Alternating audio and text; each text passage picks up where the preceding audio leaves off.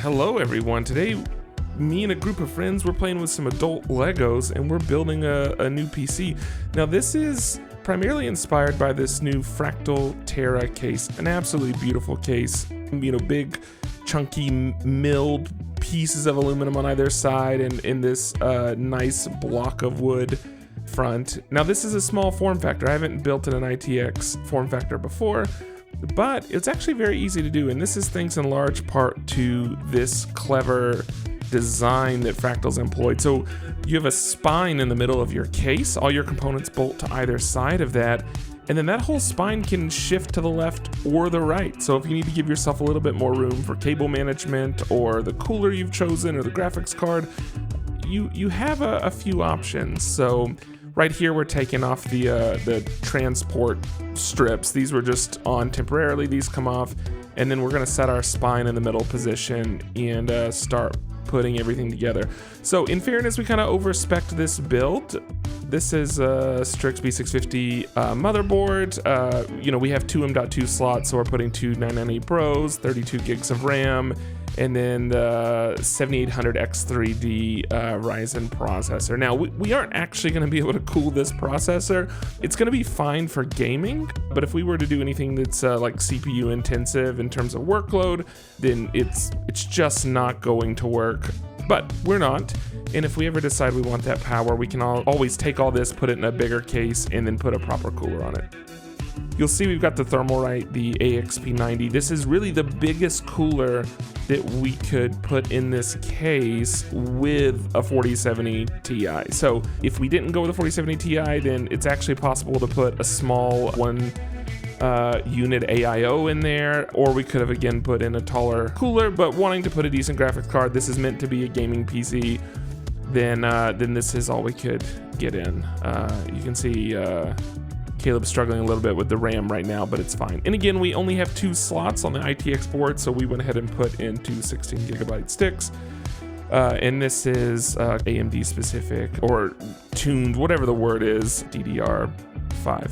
I do want to say Thermalright really put together the ugliest cooler that I've ever seen. So kudos on them for fitting copper, red, and orange all into one package. So bolting the motherboard up, you know, this is the only thing I don't love about this case is the gaps in the back of it, but that's kind of necessary for this spine movement. So you've got to have a gap on one side or the other depending on where you position your spine. It does put the motherboard in like kind of upside down, so like all the logos and stuff don't read that way, but that's such a small thing.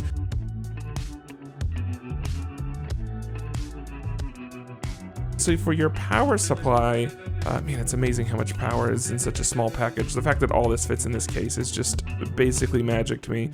But you can orient it two different ways depending on which side you want your intake on. If you want it to be pooling fresh air from the outside, or if you want it to, maybe if you have like a GPU with pass-through cooling, then it could like intake some of that GPU air and then vent it out. By the way, big tip, plug in your power supply cables before you bolt in your power supply. This was a little bit of a pain to kind of get all this routed, and if we had done it first, it would have been easy and it was still, you know, fit in no problem. Here is that 4070 Ti, and actually when we put this in, a lot more room than we thought we would have. We probably have another 10 millimeters to work with. There's not another cooler that's a step up in that 10 millimeter range, so we can't really do anything, but it did give us a bit extra space to cable manage. We end up sliding the spine over in order to fit some cables in on the other side. I will say I think the 4070 Ti is the best kind of value that's out right now in terms of the 40 series, if you can call it value. Did make sure that the computer posts before we cable manage anything. Don't want any bad luck, and so that's a necessary first step. So now getting all these cables to fit. So we do have another fan we're putting in the bottom of the case. There's one spot for a 120 millimeter fan.